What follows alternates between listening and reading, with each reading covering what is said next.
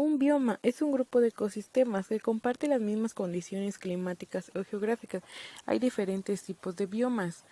La tundra, que se compone de agua dulce polar, el bosque boreal o taiga, que se compone de agua dulce montana, el bosque mixto templado, que se compone de ríos costeros templados, el bosque de coníferas templados, que se compone de humedales y ríos de planicies templadas. Los matorrales, sabanas y pastizales templados que se componen de ríos templados de montaña, como corales tropicales. Los bosques húmedos tropicales y subtropicales que se componen de ríos costeros tropicales y subtropicales, como bosques de kelp. Los bosques secos tropicales y subtropicales que se componen de humedales y ríos de planicies tropicales y subtropicales, como fuentes hidrotermales. Los bosques de coníferas tropicales y subtropicales, que son cuencas endorreicas y agua dulce en zonas áridas. Los matorrales, sabanas y pastizales, que se componen de grandes lagos. Los matorrales y pastizales montanos son grandes deltas de ríos. Los bosques y matorrales mediterráneos, como el ribereño, las sabanas y pastizales.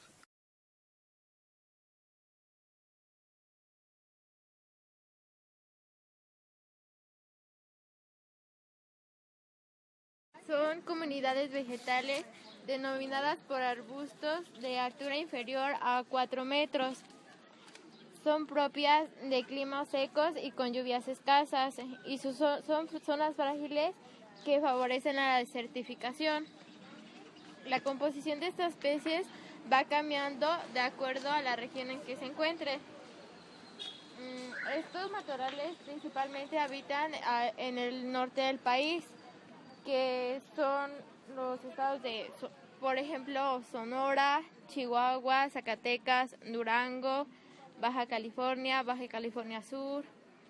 Y también tienen una fauna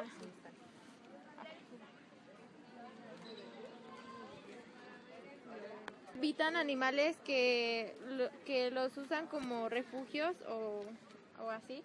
Y en los animales podemos encontrar como la guacamaya, un búho, el halcón mexicano y varias. Reptiles. Ah, sí, también reptiles. Nos falta poner. En las regiones existen plantas adaptadas a suelos muy salinos, o sea que suelos yesosos como alfombrilla, verdolaga, hierba, reuma y así. Habitan en suelos muy salinos o yesosos.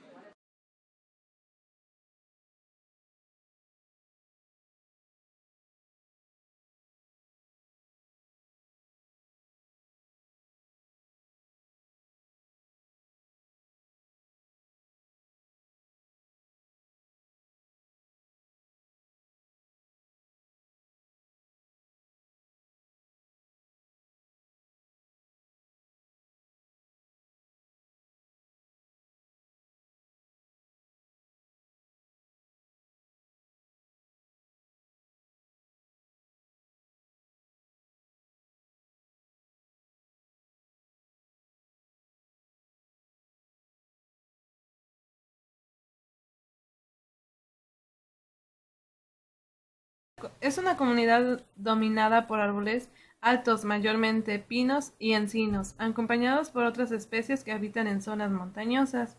Se desarrolla en zonas con temperaturas promedio entre 12 y 23 grados, aunque en invierno la temperatura puede llegar hasta por debajo de 0 grados. Son ecosistemas de subhúmedos a templados húmedos, con una precipitación anual entre 600 y 1000 milímetros. Crecen sobre suelos muy variados, desde limosos a arenosos y moderadamente ácidos, por lo general con abundante materia orgánica y hojarasca. Abarca los estados de Sinaloa, Sonora, Nuevo León, Jalisco, Michoacán, Guerrero, Chiapas e Hidalgo. Estos son unos de los animales que se encuentran ahí, que son los alces, los marmotes, los linces, los osos, los lobos, la ardilla, el búho, el ciervo, el zorro, el castor y una de las plantas que son abedul, alerce, rosa silvestre.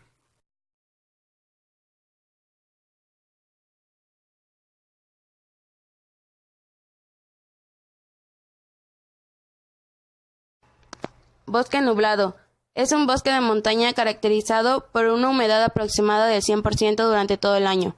Hay un constante movimiento de nubes por los valles y las copas de los árboles. El bosque obtiene el agua por medio de la evapotranspiración, la acumulación de vapor de agua en el suelo del bosque y en las plantas aéreas conocidas como epífitas. Es el hogar de muchas especies de aves, especialmente colibríes y otros animales desde pequeños insectos hasta grandes mamíferos, pues su gran variedad de flores.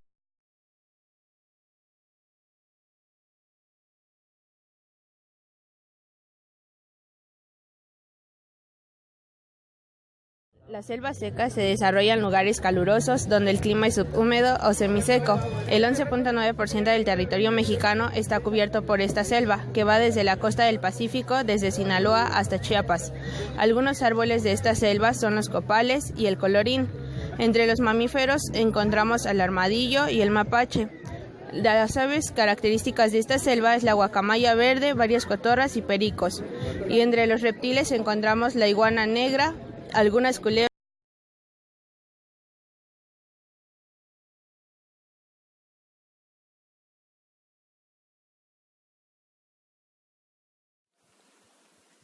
Selva húmeda también se le conoce como selva de perennifolia por sus árboles y arbustos que conservan sus hojas todo el año. En este tipo de vegetación hay árboles muy altos de 20 a 30 metros o más, con troncos gruesos para soportar el peso de sus grandes copas. Asimismo, arbustos y plantas en los niveles bajos y medios, los cuales tienen hojas muy grandes para capturar tanto la luz como sea posible, así como bejucos, lianas y plantas trepadoras.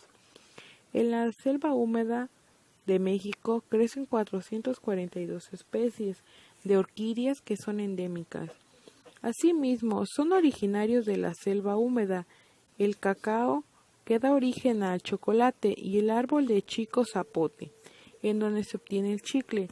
Cubre el 4.7% del territorio nacional y se encuentra al suroeste del país, principalmente en el norte de Chiapas, conocida como selva lacandona, el sur de Tabasco y Campeche, lugares donde llueve mucho.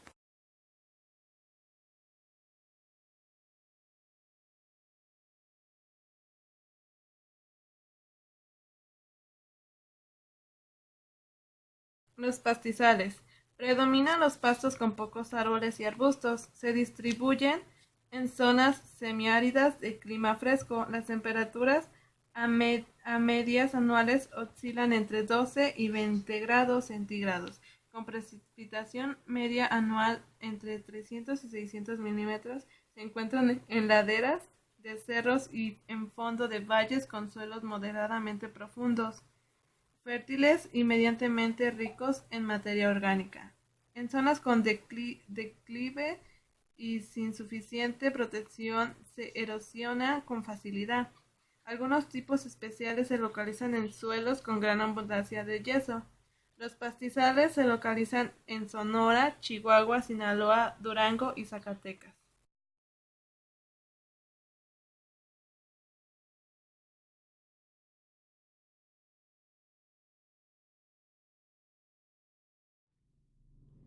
Bien, ahora vamos a ver lo que son los manglares. Los manglares son una formación vegetal leñosa, densa, arbórea o arbustiva, con poca presencia de especies herbáceas y enredaderas. Son la línea boscosa que subraya la orilla de desembocaduras de ríos y de lagunas costeras. Estos bosques nacen dividiendo al mar de la tierra firme. Son los únicos bosques que viven sobre el suelo inundable y que toleran altas concentraciones de sal del mar. También están expuestos al agua dulce de los ríos, o bien a una mezcla de ambas. En los manglares, los árboles retorcidos pueden llegar a medir de 1 a 30 metros de altura. Los tipos de manglares que predominan en nuestro país son el rojo, el blanco, el negro y el botoncillo. México ocupa el cuarto lugar de 125 naciones que tienen este tipo de bosques. Los humedales costeros, en particular los manglares, brindan una gran variedad de servicios ambientales. Son zonas de alimentación, refugio y crecimiento de juveniles de crustáceos y alevines, por lo que sostienen gran parte de la producción pesquera. Son utilizados como combustible, es decir, la leña. Actúan como sistemas naturales de control de inundaciones y como barreras contra huracanes. Las protegen a las costas, mejoran la calidad del agua al funcionar como filtro biológico, contribuyen en el mantenimiento de procesos naturales, tales como respuestas a cambios en el nivel del mar. Mantienen procesos de sedimentación y sirven de refugio de flora y fauna silvestre.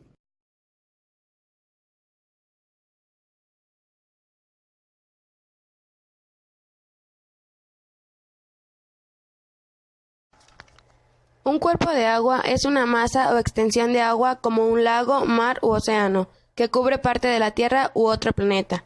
El agua pura es un recurso renovable, sin embargo puede llegar a estar contaminada por las actividades humanas que ya no sea útil, sino más nociva.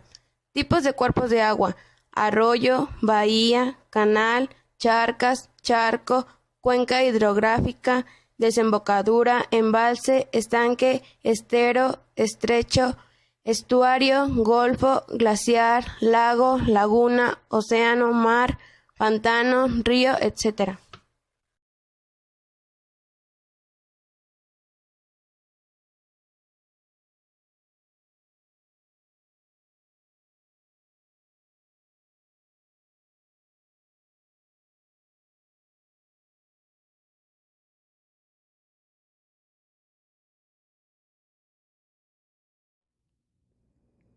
El carbono es un elemento químico que ha estado siempre en la naturaleza. Permite la vida en el planeta y se le puede encontrar en 3 estados. 1. Sería en el estado líquido, por ejemplo, el petróleo, que se encuentra bajo la tierra. Estado sólido, en la mayoría de las cosas que existen, como en las personas, animales, plantas y el suelo. Gaseoso, en el aire cuando las cosas se queman o se pudren. El carbono que extraen las plantas, animales y seres humanos es liberado a la atmósfera, en donde se une con el oxígeno del aire y forman el dióxido de carbono, que es uno de los gases de efecto invernadero. En la fotosíntesis, con ayuda del sol, las plantas absorben el dióxido de carbono, liberan el oxígeno al aire y acumulan en su interior el carbono, que es el elemento que necesitan para alimentarse y crecer. De este modo, los árboles y las plantas se convierten en actores fundamentales en la producción de dióxido de carbono en la atmósfera, asegurando la vida en el planeta.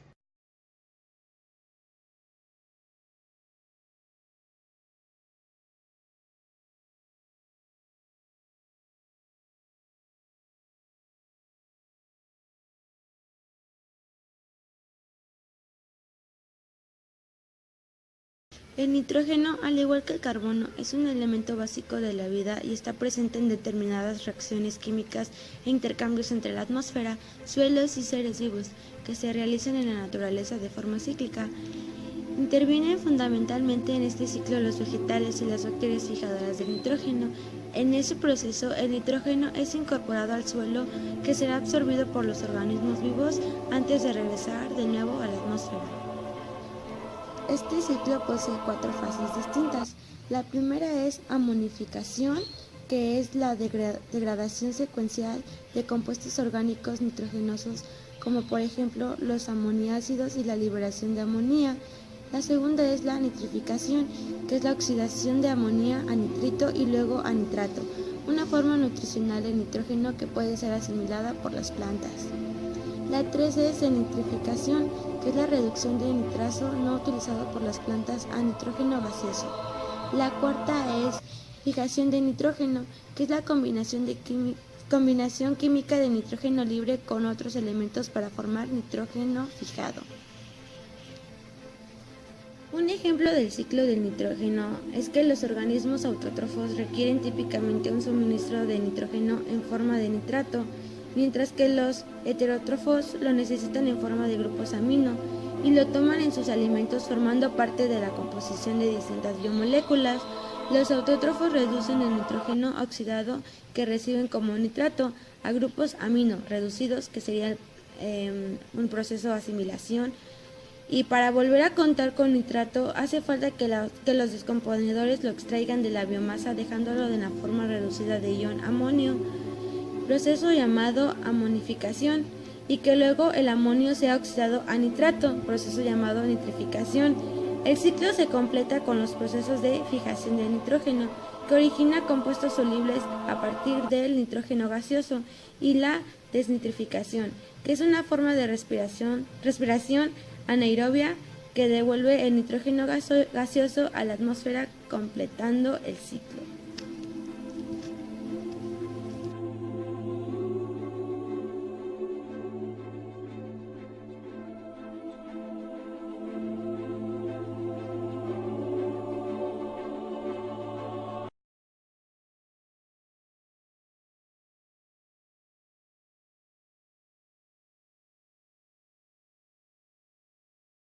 Este es el ciclo de azufre. El azufre es un componente esencial de ciertos aminoácidos, metionina y cisteína, por ejemplo, que son las unidades básicas de las proteínas. Por lo tanto, es un elemento que está presente en los organismos vivos en la litosfera, en un mineral que se denomina pirita, y en la hidrosfera, depositado en el fondo de los océanos.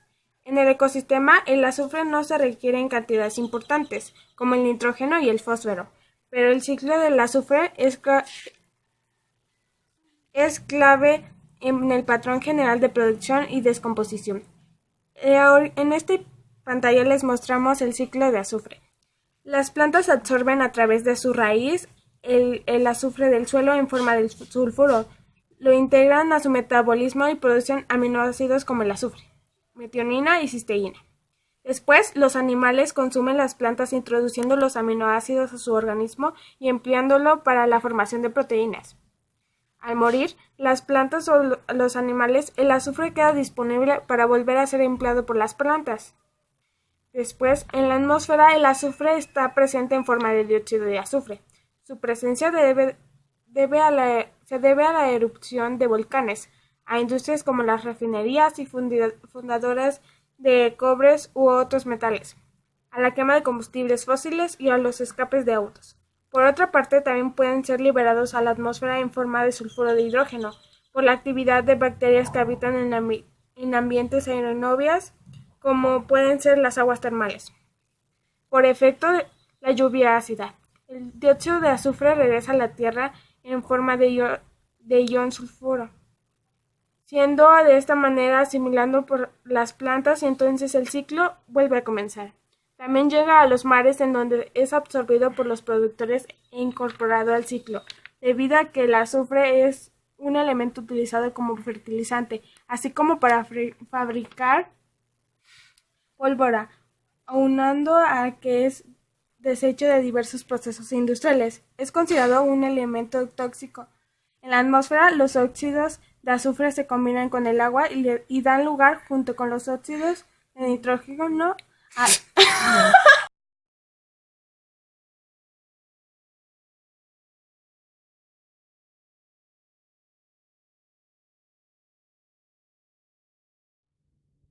El ciclo del oxígeno. El oxígeno es un componente muy importante del aire y que se requiere para mantener la vida. El oxígeno participa en muchas reacciones fundamentales. También es el elemento químico más abundante en los seres vivos. Forma parte del agua y de todo tipo de moléculas orgánicas. Al respirar, los animales y los seres humanos tomamos del aire el oxígeno que las plantas producen y luego exhalamos gas carbónico. Las plantas, a su vez, toman el gas carbónico que los animales y los seres humanos exhalamos para utilizarlo en el proceso de la fotosíntesis. Plantas, animales y seres humanos intercambian oxígeno y gas carbónico todo el tiempo. Los vuelven a usar y los reciclan. A esto se le llama el ciclo del oxígeno. Si los gases de la atmósfera y otros recursos vitales como el agua se usaran solo una vez, se agotarían rápidamente. Estos recursos han existido y han sido usados por los seres humanos durante millones de años. Esto significa que en este instante podemos respirar el mismo oxígeno que respiran algunos de los dinosaurios.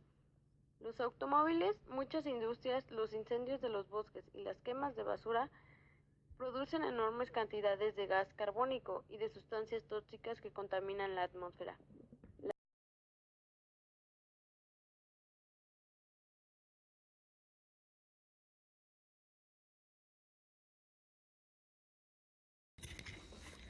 Ciclo del agua. El ciclo hidrológico o ciclo del agua es un ciclo biogeoquímico en el cual hay un proceso de circulación del agua entre las distintas partes de la hidrosfera, permitiendo al agua pasar de un estado físico a otro mediante reacciones químicas. El agua dentro de la Tierra se encuentra en mayor parte forma líquida, en océanos, mares y agua subterránea, o de agua superficial como los lagos, ríos y arroyos. La segunda fracción por su importancia es la del agua acumulada como hielo sobre los casquetes polares ártico y antártico, con una participación pequeña de los glaciares de montaña de latitudes altas y medias.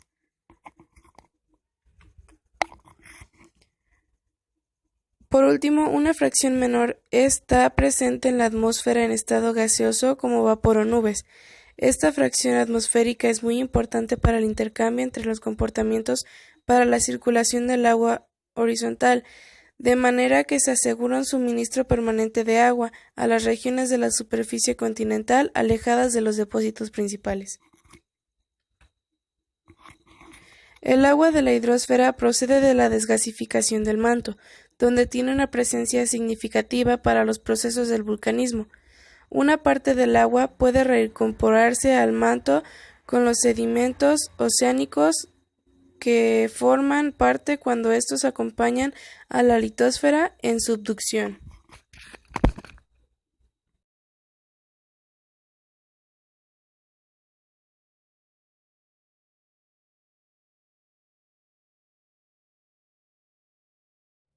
Ciclo del fósforo. El fósforo es un nutriente limitante. Se encuentra en los esqueletos, en los excrementos de los animales y en el suelo. Hay dos ciclos del fósforo, el terrestre y el acuático. El terrestre empieza con los yacimientos del mineral del fósforo. Es absorbido por las plantas para su crecimiento y desarrollo. Los animales comen estas plantas y el fósforo pasa a través de su organismo.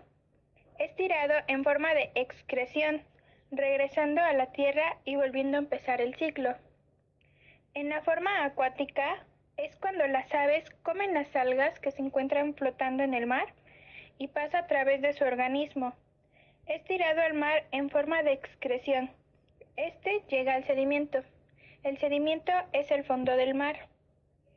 Ahí las algas absorben este nutriente de la excreción, volviendo a empezar este ciclo.